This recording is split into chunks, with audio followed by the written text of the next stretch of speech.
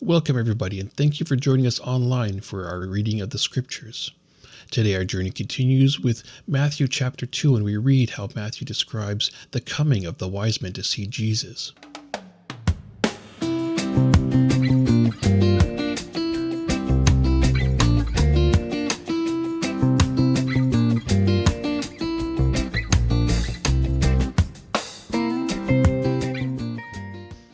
In the time of King Herod, after Jesus was born in Bethlehem of Judea, wise men from the east came to Jerusalem, asking, "Where is the child who has been born King of the Jews?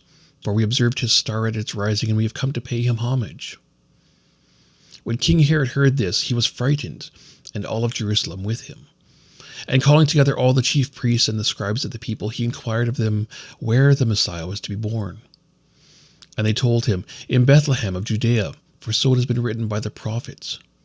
And you, Bethlehem, in the land of Judah, are by no means least among the rulers of Judah. For from you shall come a ruler who is to shepherd my people Israel." Then Herod secretly called for the wise men and learned from them the exact time when the star had appeared. Then he said to them, "Go to Bethlehem, saying, 'Go and search diligently for the child. When you have found him, bring me word so that I may also go and pay him homage." When they had heard the king, they set out, and there ahead of them went the star that they had seen at its rising, until it stopped over the place where the child was. When they saw that the star had stopped, they were overwhelmed with joy.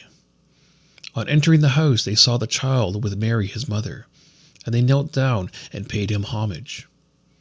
Then, opening their treasure chest, they offered him gifts of gold, frankincense, and myrrh.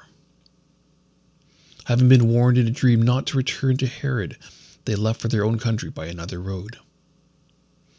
Now, after they had left, an angel of the Lord appeared to Joseph in a dream and said, "Get up, take the child and his mother, and flee to Egypt, and remain there until I tell you, for Herod is about to search for the child to destroy him." Then Joseph got up, took the child and his mother by night, and went to Egypt, and remained there until the death of Herod. This was to fulfill what had been spoken by the Lord through the prophet, "Out of Egypt I have called my son." When Herod saw that he had been tricked by the wise men, he was infuriated, and he sent for and killed all the children in and around Bethlehem who were 2 years old or under, which was according to the time that he had learned from the wise men. And then was fulfilled what had been spoken through the prophet Jeremiah. A voice was heard in Ramah, wailing and loud lamentation. Rachel, weeping for her children, she refused to be consoled, because they are no more. When Herod died, an angel of the Lord suddenly appeared in a dream to Joseph in Egypt, and said, "Get up, take the child and his mother, and go to the land of Israel, for those who were seeking the life of the child are dead." Then Joseph got up, took the child and his mother, and went to the land of Israel. But when he had heard that Archelaus was ruling over Judea in place of his father Herod, he was afraid to go there. And after being warned in a dream, he went away to the district of Galilee. There he made his home in a town called Nazareth, so that what had been spoken through the prophets might be fulfilled. He will be called a Nazarene.